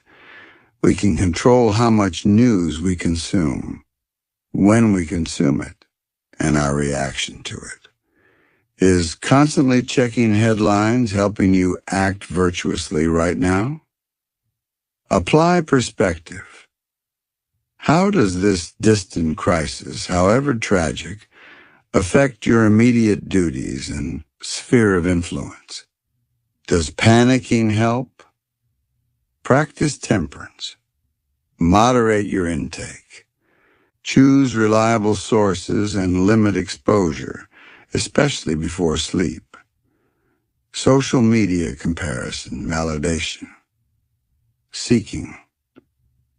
Platforms often showcase idealized versions of life, leading to envy, inadequacy, and anxiety about our own status or appearance.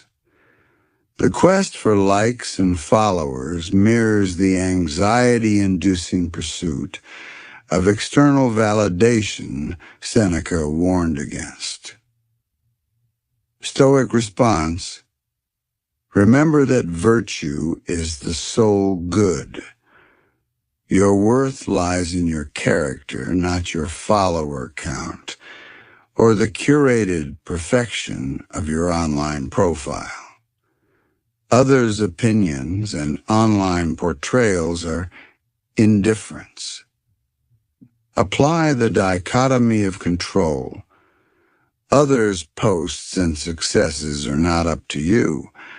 Comparing yourself negatively is a judgment you can choose not to make. Practice gratitude. Focus on appreciating your own life and circumstances rather than dwelling on perceived lacks highlighted online. Audit your company. Chapter 12. Curate your feed. Unfollow accounts that consistently trigger envy or anxiety. Constant connectivity. FOMO. The fear of missing out on events, news, social updates keeps many tethered to their devices, creating background anxiety and preventing presence in real life. Stoic response. Practice temperance by setting boundaries with technology. Apply the focus on the present. True life happens where you are, not necessarily where your phone tells you something else is occurring. Engage fully with your current activity and companions. Use voluntary discomfort. Practice intentional digital detoxes, leaving the phone behind, turning off notifications. To prove you can survive and even thrive without constant connection, reducing the fear. Apply the dichotomy of control. You cannot be everywhere or know everything. Accept this limitation and focus on making the most of where you are. Practical Stoic strategies for digital well-being. Translating these principles into action might involve mindful consumption. Schedule specific times for checking news and social media rather than reacting to every notification. Ask, is consuming this information serving a rational purpose right now? Digital boundaries. Turn off non-essential notifications. Designate tech-free times, like meals, or zones, like the bedroom. Use app timers or blockers if needed. Curate ruthlessly. Your online feed is part of your environment. Unfollow or mute accounts that consistently make you feel anxious, angry, or inadequate. Actively seek out content that aligns with your values or inspires growth. Internal validation. Reminders. Use journaling. Chapter 11. or simple reminders to reinforce that your self-worth is internal, based on your character and actions, not external metrics like likes or online status. Prioritize reality. Make conscious choices to engage in offline activities and face-to-face interactions. Use technology as a tool, not as the default mode of existence. Timeless wisdom for modern problems. While the technology is new, the underlying human psychology is not. The anxieties fueled by our digital lives often stem from the same sources Seneca identified. An overvaluation of externals, a fear of missing out rooted in unchecked desire, a lack of presence, and suffering caused by imagination, comparing our reality to others' curated highlights. By applying Seneca's time-tested Stoic principles, we can navigate the complexities of the digital age with greater intention, calm, and resilience, proving that this ancient wisdom is more relevant than ever. Chapter 14, Seneca at Work, Handling Stress, Uncertainty, and Difficult Colleagues. For many of us, the workplace is a primary source of daily stress and anxiety. Looming deadlines, demanding workloads, difficult colleagues or bosses, performance pressures, and the inherent uncertainty of projects and job security can easily lead to feelings of overwhelm and worry.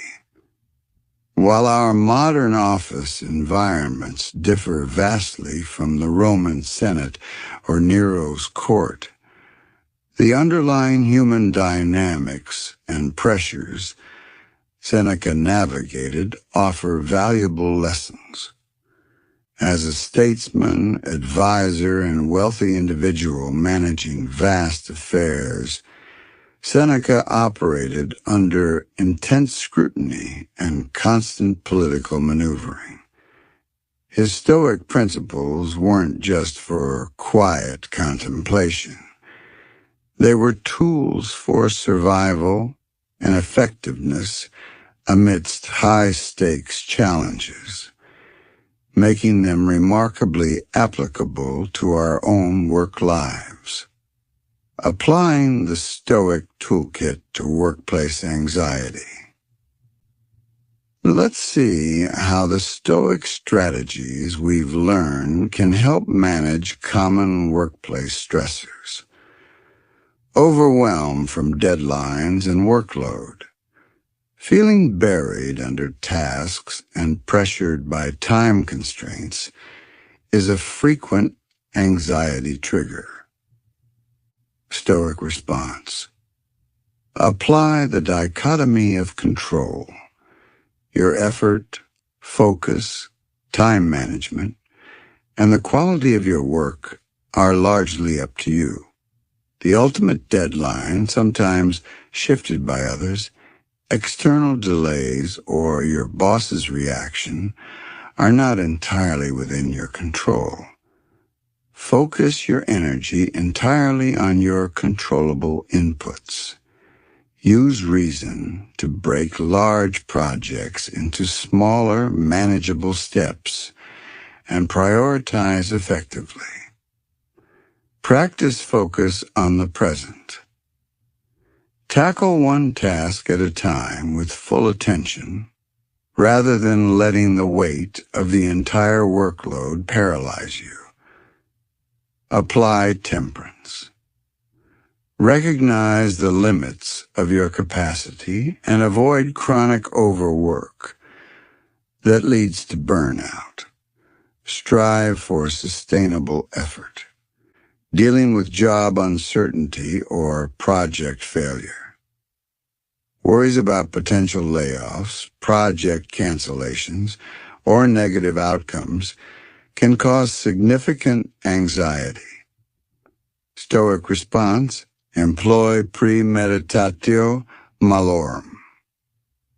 Rationally consider the worst-case scenario, for example, losing your job. What practical steps would you take? How would you cope?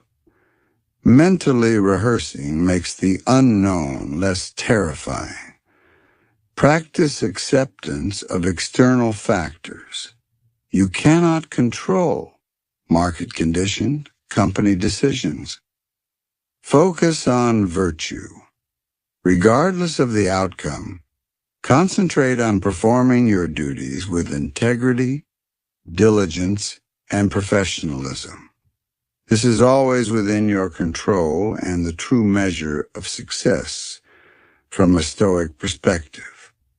Navigating difficult colleagues or bosses. Dealing with negativity, incompetence, unfairness, or demanding personalities is a common workplace drain. Stoic response: lean heavily on the dichotomy of control. Their behavior, attitude, and opinions are not up to you. Your response, how you interact, maintain professionalism, and manage your own emotions is up to you. Apply justice and reason. Respond calmly, fairly, and rationally, even if they don't reciprocate. Avoid emotional escalation. Use perspective. Try to understand their behavior without necessarily excusing it. Perhaps they are dealing with their own pressures or shortcomings. Apply principles from Choosing Your Company, Chapter 12, where feasible. Limit unnecessary interactions with highly negative individuals and focus on productive collaboration. Use journaling, Chapter 11, to process frustrating interactions and analyze your responses, seeking ways to improve your own handling of the situation. Managing performance, anxiety and fear of failure. The pressure to perform, fear of making mistakes, or anxiety about evaluations can be intense. Stoic response: remember that virtue is the sole good. Focus on the quality of your effort, your integrity, your willingness to learn, and contributing positively. These are the true measures of your character at work. External results and others' judgments are indifference. Apply the dichotomy of control. Your preparation and effort are up to you. The final judgment or outcome often involves factors beyond your control. Reframe failure.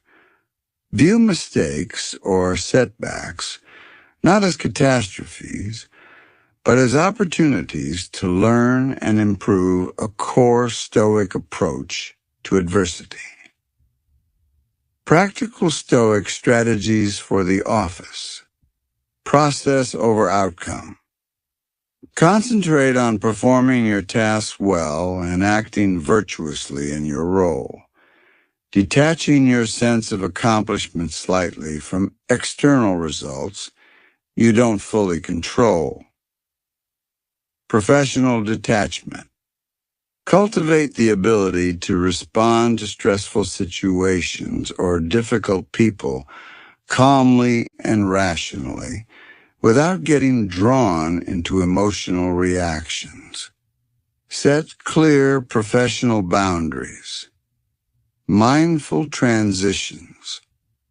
Take brief pauses between meetings or tasks to mentally reset, rather than carrying stress from one activity to the next.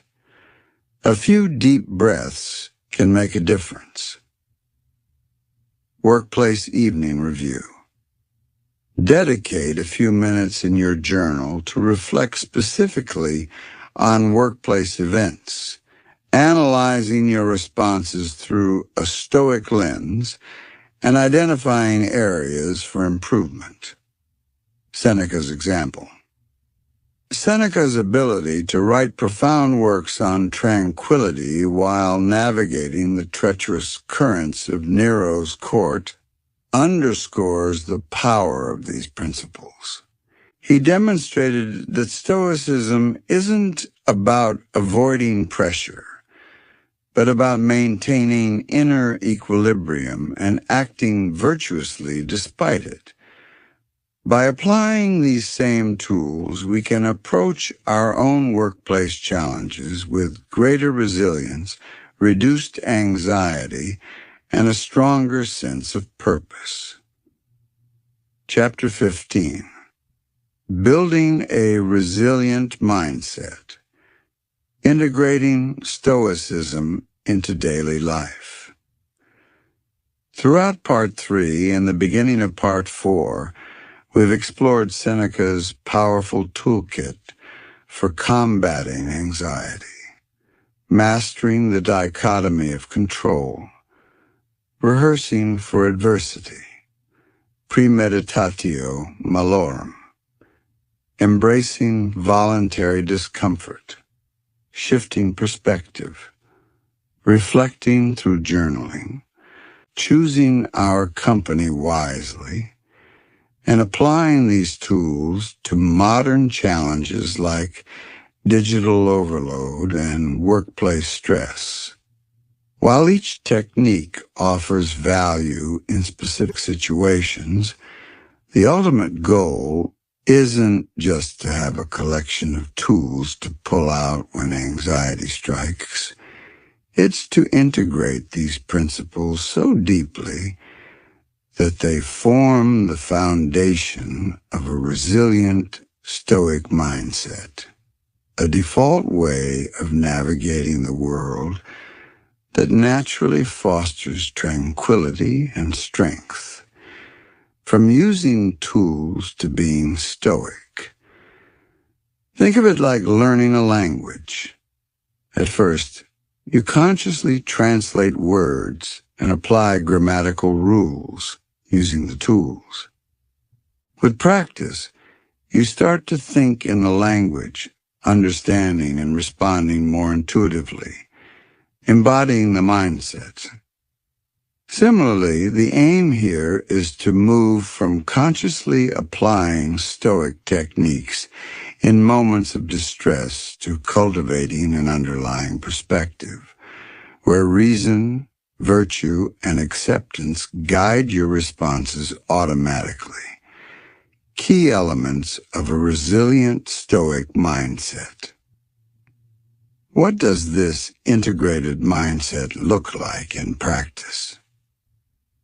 Proactive engagement.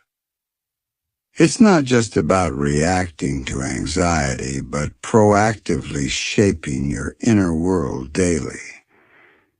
This involves practices like setting Stoic intentions in the morning and consistently performing the evening review, making self-awareness and rational living a constant priority.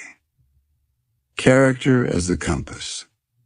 Decisions big and small are increasingly guided by the pursuit of virtue, wisdom, justice, courage, temperance. The focus shifts from what will make me feel good / look good to what is the rational and virtuous thing to do. Acceptance as default. Rather than automatically resisting unpleasant realities or things outside your control, the default response becomes one of acceptance. This doesn't mean liking the situation, but acknowledging it without futile struggle, freeing energy to focus on your response. Amor fati, loving one's fate, as later Stoics might say, becomes an aspiration. internal locus of well-being. There's a deep, internalized understanding that genuine happiness, peace, and flourishing, eudaimonia, come from within, from your judgments, choices, and character, not from external circumstances, possessions, or others' opinions. Embracing lifelong practice. Recognizing that Stoicism isn't a course to be completed or a state to be permanently achieved, but a lifelong philosophy of practice, ascesis. There will be setbacks and imperfections. The focus is on continuous learning, refinement, and progress, not perfection. Weaving Stoicism into your daily fabric. Integrating these principles requires conscious effort until they become more habitual. Morning ritual. Start your day with a brief Stoic reading, Seneca, Epictetus, Marcus Aurelius, or by setting a clear intention based on a Stoic principle. For example, today I will focus on distinguishing what is and isn't in my control, or I will meet frustrations with patience. Mindful moments. Throughout the day, practice Stoic pauses. When faced with minor irritations, traffic, delays, criticism, consciously apply a tool. Categorize control, shift perspective, check your judgment, consistent evening review. Make the evening reflection, Chapter 11, a non-negotiable part of your routine. This is where much of the learning and integration happens. Scheduled practice. Don't wait for major crises. Intentionally schedule brief periods for premeditatio malorum or small acts of voluntary discomfort to keep your resilience sharp. Stoic reminders. Use visual cues, a quote, a symbol, or digital reminders to prompt yourself back to a Stoic perspective during the day. Beyond anxiety. Relief, the goal of flourishing. Building this resilient mindset takes time and consistent effort. The immediate benefit is often a marked reduction in anxiety as you gain mastery over your internal responses. However, the ultimate promise of Seneca's Stoicism extends further. It's not just about feeling less bad. It's about cultivating a robust sense of inner peace, purpose, and rational strength, the state of eudaimonia, or human flourishing that remains steady even when external storms rage. It's about becoming the calm, rational, virtuous person capable of navigating life's challenges with grace and wisdom. With these tools integrated and this mindset cultivated, you are well equipped to face life's inevitable difficulties.